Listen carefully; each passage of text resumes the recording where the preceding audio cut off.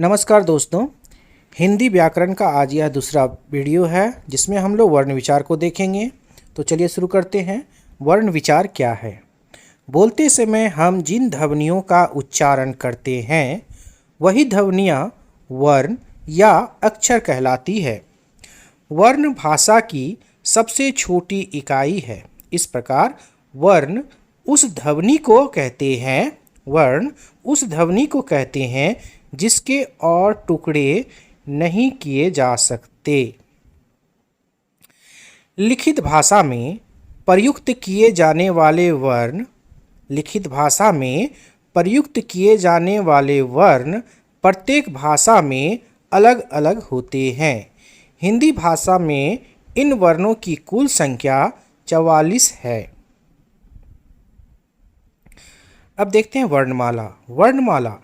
वर्गों की माला यानी वर्णमाला।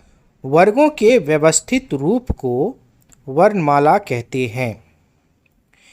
हिंदी वर्णमाला में 11 स्वर और 33 व्यंजन होते हैं। वर्ण के भेद। वर्ण के दो भेद हैं, एक स्वर वर्ण और दूसरा व्यंजन वर्ण। वर्ण के दो भेद हैं। स्वर वर्ण किसे कहते हैं? जिस वर्ण के उच्चारण में किसी अन्य वर्ण की सहायता न लेनी पड़े उसे स्वर वर्ण कहते हैं। उदाहरण के लिए अ, आ, छोटी ई, बड़ी ई, छोटी ऊ, बड़ी ऊ, ए, ओ, औ। ये स्वर वर्ण के उदाहरण हैं। अब स्वर के भेद देखते हैं। स्वर वर्ण के 3 भेद होते हैं। पहला हर्ष स्वर, दूसरा दीर्घ स्वर, तीसरा प्लुत स्वर। तो पहला हर्ष स्वर किसे कहते हैं? इनके उच्चारण में, हर्ष स्वर के उच्चारण में सबसे कम समय लगता है। ये 4 हैं, अ, छोटी ई, छोटी ऊ और री। दीर्घ स्वर, इनके उच्चारण में हर्ष स्वर के उच्चारण से 2 गुना समय लगता है। ये 7 हैं, आ, बड़ी ई, बड़ी ऊ, ए, ओ और औ। ये जो है दीर्घ स्वर के उदाहरण हैं। प्लुत स्वर, इसके उच्चारण में हर्ष और दीर्घ स्वरों के उच्चारण में 3 गुना समय लगता है। जैसे ओम। प्लुत स्वर एक ही है, ओम। अब देखते हैं अनुस्वार। अनुस्वार यानी अंग वर्ण की स्वरों के बाद ही आता है। इसका उच्चारण नाक से किया जाता है। इसका उच्चारण जिस वर्ण के बाद होता है वही वर्ण के सिर पर बिंदी के रूप में लगाया जाता है। जैसे रंग, जंग, संग, तिरंगा आदि। अनुनासिक, इसका उच्चारण नाक और गले दोनों से होता है। जैसे चांद, आंगन, इसका चिन्ह चांद में बिंदा होता है। हिंदी व्याकरण में अनुस्वार यानी अंग एवं विसर्ग को अयोगवाह के रूप में जाना जाता है। अंग और अह को अयोगवाह कहा जाता है। व्यंजन संधि, जिन वर्णों का उच्चारण स्वरों की सहायता से किया जाता है वे व्यंजन वर्ण कहलाते हैं।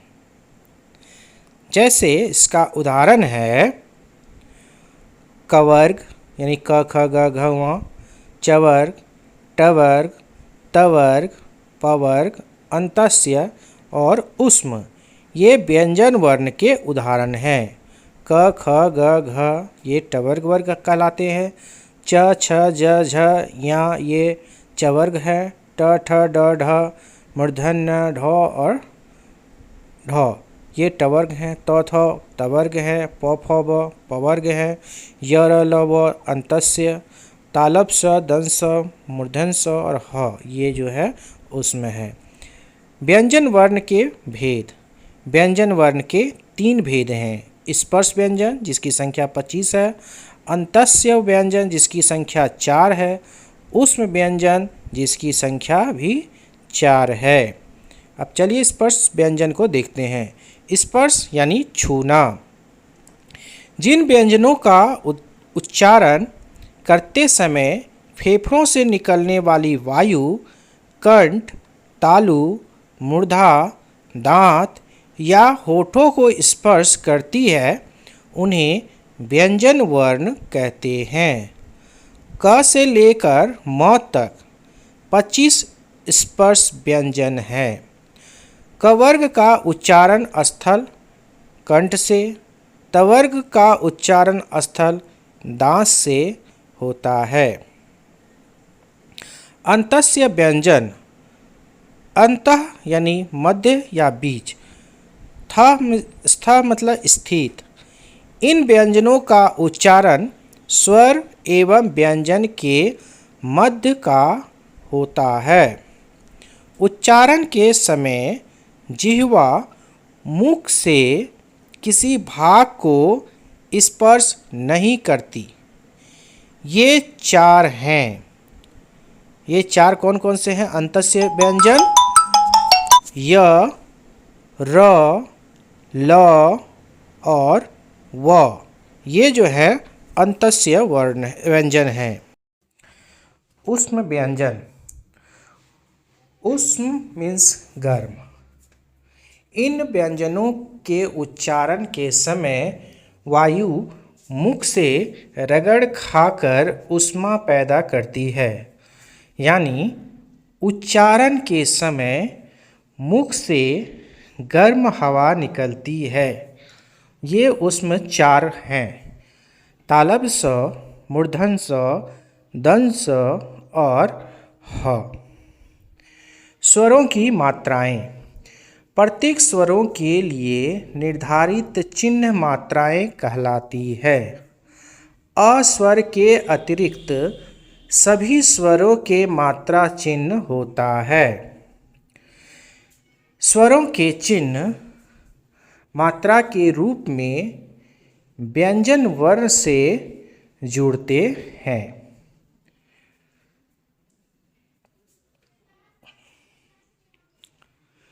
नेक्स्ट है विसर्ग। इस ध्वनि को चिन्ह है जिसका उच्चारण ह की भांति किया जाता है। विसर्ग का प्रयोग तत्सम शब्दों संस्कृत से आए में किया जाता है, जैसे अतः, प्रातः, अंतः आदि। आगत ध्वनि आ आधा चांद यानी अर्ध चांद अंग्रेजी भाषा के शब्दों को लिखने समय प्रयोग किया जाता है, जैसे डॉक्टर, कॉफ़ी, टॉफ़ी, बॉल आदि। संयुक्त वर्ण, वर्गों का मेल वर्ण संयोग कहलाता है। इन वर्णों के अलावा हिंदी भाषा में कुछ संयुक्त वर्गों का भी प्रयोग किया जाता है। ये वर्ण है अक्ष, त्र, ज्ञ और स्र। संयुक्त वर्ग के उदाहरण क और स मिलके अक्ष, उदाहरण भिक्षा, क्षमा। त और र मिलकर त्र, त्रिशूल, त्रिभुज। तालब स और र मिलके स्र, जिसमें श्रमिक, विश्राम। ज और अ मिलके ज्ञ, जैसे संज्ञा, विज्ञान। ये संयुक्त वर्ण के उदाहरण हैं। आइए इससे संबंधित कुछ MCQ प्रश्न यानी बहुविकल्पीय प्रश्न को देखते हैं। तो चलिए इस देखते हैं। पहला प्रश्न है, वर्ण किसे कहते हैं? ए, भाषा और उसके रूपों को, भाषा की सबसे छोटी ध्वनि को, रंग को या शब्दों को। तो इसका सही उत्तर है बी, भाषा की सबसे छोटी ध्वनि को वर्ण कहते हैं। नेक्स्ट प्रश्न है, स्वर किसे कहते हैं? स्वतंत्र रूप से बोलने वाले वर्णों को, भाषा की सबसे छोटी इकाई को, 6 वर्षों से बने शब्दों को या सभी को। तो इसका उत्तर है स्वतंत्र रूप से बोले जाने वाले वर्णों को। व्यंजन वर्ण किसे कहते हैं? स्वतंत्र रूप से बोले जाने वर्णों को, स्वरों की सहायता से बोले जाने वाले वर्णों को, विदेशी वर्णों को या इनमें से कोई नहीं। तो इसका सही उत्तर है बी, स्वरों की सहायता से बोले जाने वाले वर्णों को। अगला प्रश्न है, संयुक्त व्यंजन कितने प्रकार के होते हैं? 2, 3, 4 या 5। तो इसका सही उत्तर है सी, 4। संयुक्त वर्णों की संख्या 4 है। चलिए 5वां प्रश्न देखते हैं। हिंदी वर्णमाला में व्यंजन वर्णों की संख्या कितनी होती है? 40, 42, 44 या 33।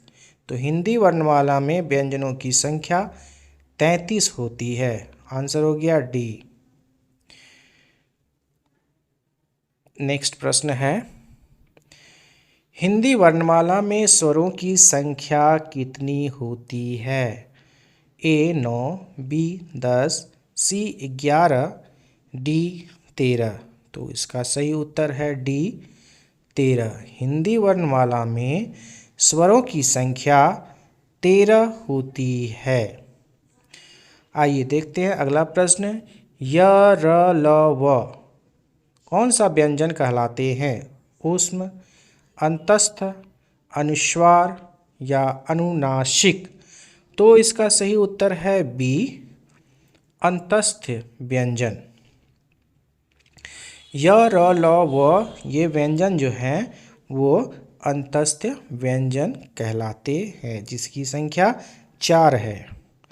8वां प्रश्न है, इनमें से कौन सा अयोग वाह है? क, अ, अंग, अ, म। तो इसका सही उत्तर है सी, अ के अनुस्वार। इनमें से कौन सा ऊष्म व्यंजन है? य, तालब स, ध या म। तो इसका सही उत्तर है बी, तालब स जो है वो है ऊष्म व्यंजन है। अगला प्रश्न, विसर्ग का उच्चारण किस प्रकार होता है? क की भांति, ह की भांति, न की भांति या च की भांति। तो विसर्ग का जो है उच्चारण बी, ह की भांति होता है। अंतः, प्रायः ये सब विसर्ग जो है वो ह सुनाई पड़ता है। तो दोस्तों यह वीडियो आपको कैसा लगा? वीडियो अच्छा लगा हो तो वीडियो को लाइक और शेयर ज़रूर कर दीजिएगा। और दोस्तों जिसने हमारे चैनल को अभी तक सब्सक्राइब नहीं किया तो प्लीज़ चैनल को सब्सक्राइब कर दीजिएगा और बेल आइकन को भी दबा दीजिएगा, जिससे कि कोई भी वीडियो अपलोड करो तो आपको नोटिफिकेशन मिल